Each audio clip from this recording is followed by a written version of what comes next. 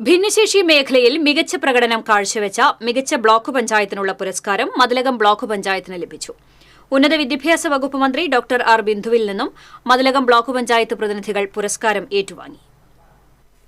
മാനസിക ശാരീരിക വെല്ലുവിളികൾ നേരിടുന്ന കുഞ്ഞുങ്ങളെ സമൂഹത്തിന്റെ മുഖ്യധാരയിലേക്ക് എത്തിക്കുന്നതിനു വേണ്ടി സർക്കാർ കുടുംബശ്രീയുടെ സഹകരണത്തോടെ ആരംഭിച്ച സംവിധാനമായ ബഡ്സ് റീഹാബിലിറ്റേഷൻ സെന്ററിന്റെ മികവുറ്റ പ്രവർത്തനം മുൻനിർത്തിയാണ് ബ്ലോക്ക് പുരസ്കാരത്തിന് അർഹമായത്.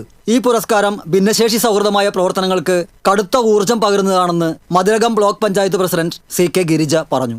കേരള സർക്കാരിൻ്റെ ഒരു സ്വപ്നം എന്ന രീതിയിലാണ് ഇത്തരം പാർശ്വവൽക്കരിക്കപ്പെട്ട ആളുകളെ നമ്മൾ സഹായിക്കാൻ ഏറ്റെടുത്തത്.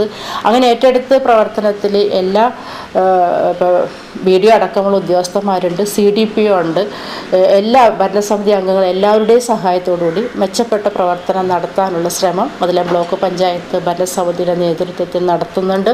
സുരക്ഷിതമായ കെട്ടിടവും വിശാലമായ അങ്കണവും സമാധാനപൂർണമായ പഠനാന്തരീക്ഷവും മതിലകം ബഡ്സ് റീഹാബിലിറ്റേഷൻ സെന്ററിലുണ്ട്. പരിശീലനം സിദ്ധിച്ച അധ്യാപകരും കുട്ടികൾക്ക് കരുതലും കൈത്താങ്ങുമായി കൂടെയുണ്ട്.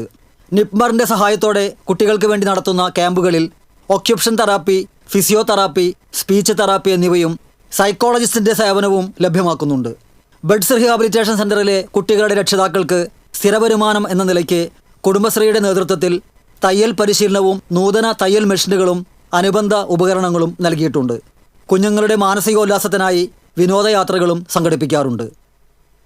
TCV news, Kaipamangalam.